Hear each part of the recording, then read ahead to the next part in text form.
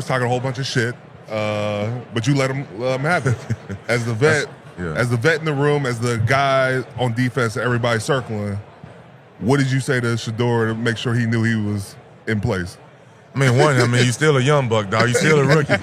And it's also just the plays, making the plays and shutting them up, especially the fans. It was like I had just made a play on the far, right before the quarter broke. Yeah. And I made a nice tackle for loss, and I'm coming on the other end, and of course the fans right before that drive, as we're going on the other end, headed toward the other end. Yeah. I had made a play on Shedeur. It could have been a flag, I think, but they didn't call it. And I ended up hitting them real high, and the fans were pissed about it. Yeah. And they was giving me crap the whole game.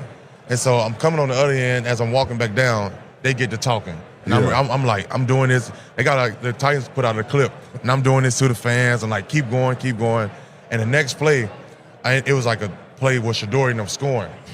I'm like, God damn it. I'm like, no way. And as he scored, I think he threw it to Njoku.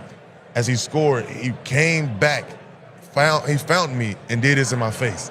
I said, this motherfucker. Okay, I said, bet. So at that point, I'm like, I'm not going to be quiet the rest of the game. Yeah. And at that point, it was just nonstop talking. For me, I talk smack regardless. Yeah. But when he did that, I'm like, I'm not letting him live. Every time I get close to him, I may nudge him a little bit, bump him, say something to him. Yeah. I mean, he's still a young buck. You start getting them young bucks here, we know we got him. So, but no, it was a good competition.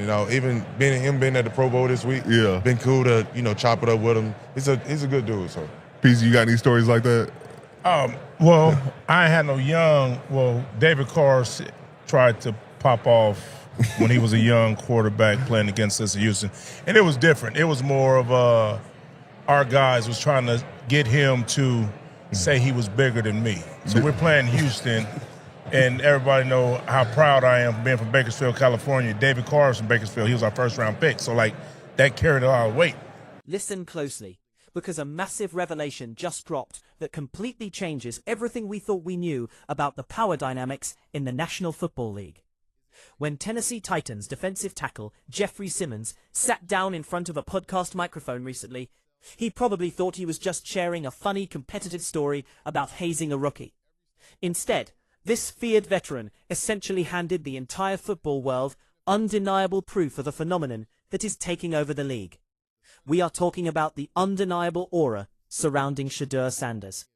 For months, there has been endless debate, fan theories, and intense media speculation about just how much of an impact this young quarterback is truly having on his organization. But this is no longer just idle chatter or locker room rumors. This is a dominant, respected force of nature on the defensive line, coming forward and confirming a reality that is absolutely terrifying for upcoming opponents. The atmosphere surrounding this first-year prospect is not just a passing trend. It is a powerful, almost mysterious force that has completely rewritten the rulebook for how teams operate. Let me set the stage, because the context of who is speaking matters immensely. Jeffery Simmons is not a fringe player looking for clickbait, or a media personality trying to stir up controversy. He is a certified nightmare for offensive lines.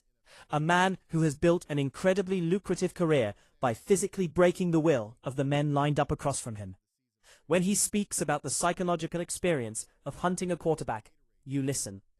Every seasoned defender lives for the moment they can introduce a fresh face to the harsh realities of professional football. In the trenches of the NFL, there is a very strict, unwritten hierarchy. Veterans demand ultimate respect, and newcomers are expected to pay their dues through sheer physical punishment. Potsy and him. David, who's bigger, you or Joey Porter? You or Peasy? He said, me. I was like, what? It was how quick he said, me. I was on his ass after that. I was on his ass. We had the same agent. I told my agent Jeff, rest in peace, man, you can't stop him. You can't help him or nothing. I'm on his ass every chance I get. So, defensive guys, man, when you ready to have a real argument or pop some shit to us like that, yeah, I love that because I'm on your line anyway. It makes it better when you want to give me some feedback so I don't look one way. Yeah. Because if you leave it one way, it's going to look like Joey's the aggressor Yeah. all the time. Make it a competition when you're with him. I ain't going to do nothing but just chase you a little harder. That's it. Yeah. Because, like, I grew up like that. Like, Yeah. if you scored on somebody or you did something to get somebody, you get the brag. You get the Yeah. showboat. You know, you got to take it. Yeah. But it makes it better competition when you ain't hiding that you want to dog me out. And Yeah. I ain't hiding to you that I want to dog you out. So if we woofing before the game, just talking and like, man, that's going to be the best out of me. Yeah. That's why I did what I did, because when I'm talking crazy to somebody, everybody watching the dude talking. Now what you going to do? You got to play. Yeah. So I'm going to play. I mean, shit, can you handle this when we talking? But I had a few guys that would get under my skin and get me ready. When Simmons circled the matchup against Cleveland on his calendar, he undoubtedly viewed the highly hyped rookie as fresh prey.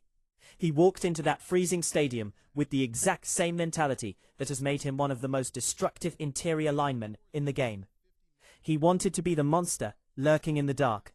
He wanted to deliver that signature hit that makes a young passer second-guess his decision to hold onto the ball. During the interview, the veteran openly admitted that he brought intense competitive fire and a barrage of verbal warfare to the line of scrimmage. This is standard operating procedure for an alpha enforcer. You talk heavy trash. You establish absolute dominance, and you wait for the fear to set in. You want to see the rookie's eyes drop to the pass rush instead of scanning downfield. You want to hear the panic in his voice when he calls out the protection adjustments. But something went fundamentally wrong with this master plan. The psychological tactics that have worked on countless other young players over the years completely bounced off their intended target. The young buck did not crumble, he did not cower, and he certainly did not stay quiet. But that initial resistance was only the beginning of a much larger, completely unexpected problem. The unwritten rules of the gridiron clearly dictate that you never humiliate a dangerous man in his own domain. Yet that is exactly what happened next. After taking physical hits and listening to the relentless jawing from the veteran defensive tackle, the rookie decided to flip the script in the most brazen way imaginable. The Browns executed a crucial play, ending with a spectacular touchdown that sent a surge of electricity through the stadium. But it was not the score itself that escalated the situation into a personal vendetta. It was the immediate aftermath. According to the astonishing confession on the podcast, the young quarterback did not just celebrate with his teammates. He actively sought out the massive enforcer who had been terrorizing him all afternoon. He found the veteran, locked eyes, and hit his signature watch celebration right in the man's face. The sheer audacity required to mock a 4-time Pro Bowl defensive tackle in the middle of a tightly contested game is almost difficult to comprehend. For Simmons, this was the ultimate sign of disrespect. He explicitly stated that at that exact moment, he decided the kid was not going to live it down. The verbal sparring intensified into an all-out war of words. The veteran made it his personal mission to make the rest of the afternoon a living nightmare for the confident rookie, vowing to bump him, nudge him, and talk endless amounts of noise after every single whistle. And what happened next would shock everyone on the field. Retribution in the trenches is usually swift, brutal, and kept entirely between the painted lines. Simmons, fueled by pure competitive rage, found his opportunity to send a physical message. He burst through the line of scrimmage and delivered a dangerously high, punishing hit on the young signal caller. It was the kind of borderline collision that happens dozens of times on a Sunday, designed to leave a lingering ache and rattle the quarterback's internal clock. The flag stayed in the referee's pocket, meaning the physical toll was exacted without any yardage penalty. But instead of the rookie backing down, an entirely different beast awakened. The crowd erupted, and this was not your standard chorus of boos. According to Simmons, the fans went absolutely rabid. They transformed from a group of enthusiastic spectators into a localized, terrifying mob. The hostility radiating from the stands did not fade after the next snap, or dissipate during the commercial break. It sustained itself for the entire remainder of the game. the veteran enforcer suddenly realized he was trapped in a deeply unwelcoming territory. Every time he lined up, he could feel the venom pouring down from the bleachers. The fans were relentlessly screaming at him, berating him, and letting him know that his actions had crossed an invisible line. He was no longer just fighting the offensive guards and centers. He was fighting 50,000 furious bodyguards who took the collision personally. To understand the sheer magnitude of that stadium's rage, you have to look at the deep scars carried by the city itself.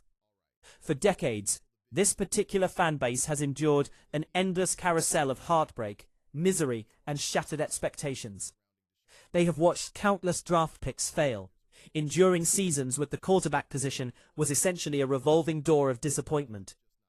But the darkest shadow looming over the current situation involves a massively controversial, astronomical contract given to a veteran player whose tenure has been marred by endless off-field distractions, public relations nightmares, and an alarming lack of production. The loyal supporters were completely exhausted. They had endured endless national mockery, hostile media coverage, and the agonizing reality of watching their team's potential get completely derailed by a situation they had absolutely no control over. They were starving for a clean slate. They desperately needed someone they could unconditionally rally behind without any lingering moral or organizational baggage. Enter the young phenom. He walked into a deeply fractured environment, bringing undeniable swagger, elite talent, and a fresh identity. The fans did not just welcome him, they clung to him like a life raft in a raging storm. He represented hope, defiance, and a complete departure from the dark clouds that had been hovering over the franchise. This deep-seated desperation is exactly why the crowd reacted with such visceral fury when the veteran defensive tackle tried to impose his will. They were not just protecting a football player. They were violently defending their newfound savior against anything that threatened to drag them back into the misery of the past. This overwhelming protection created an entirely new set of problems for anyone standing on the opposite sideline.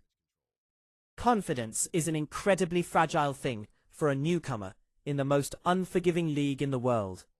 Usually, a first-year passer suffers from imposter syndrome, constantly looking over his shoulder and waiting for the moment the speed of the game overwhelms him. Defenders specifically target this anxiety, attempting to speed up the young player's footwork and force catastrophic mistakes. But how do you intimidate a player who operates with an unbreakable psychological shield? Having a fan base willing to go to absolute war for you removes a massive layer of fear.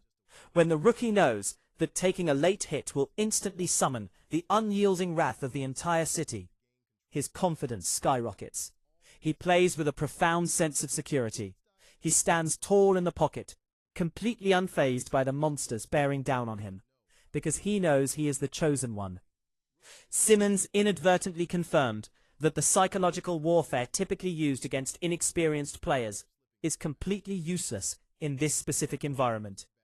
The defender was trying to shut the kid up, but he quickly discovered that he had to silence an entire stadium first. It is an impossible mathematical equation. No defensive player, regardless of how physically gifted they are, can outscream 50,000 people who have decided to take every single tackle as a personal insult. The energy feeds the offense, demoralizes the visiting defense, and creates a chaotic atmosphere where traditional intimidation completely backfires. And this unprecedented reality is currently sending shockwaves through meeting rooms across the nation. Secrets do not last long when millions of dollars, coaching jobs, and playoff hopes are on the line. The moment Jeffery Simmons sat down in front of that microphone and let the truth slip, he unknowingly handed a vital piece of intelligence to every defensive coordinator in the league. For decades, the blueprint for ruining a rookie quarterback's afternoon has remained exactly the same. You dial up aggressive blitz packages, you hit him hard, you get in his face, and you make him hear footsteps. The goal is to make the young passer feel completely isolated, as if he is trapped on an island surrounded by predators. But this podcast confession exposed a terrifying flaw in that ancient strategy when it comes to facing this specific team. You cannot isolate a player who brings his own army to the fight.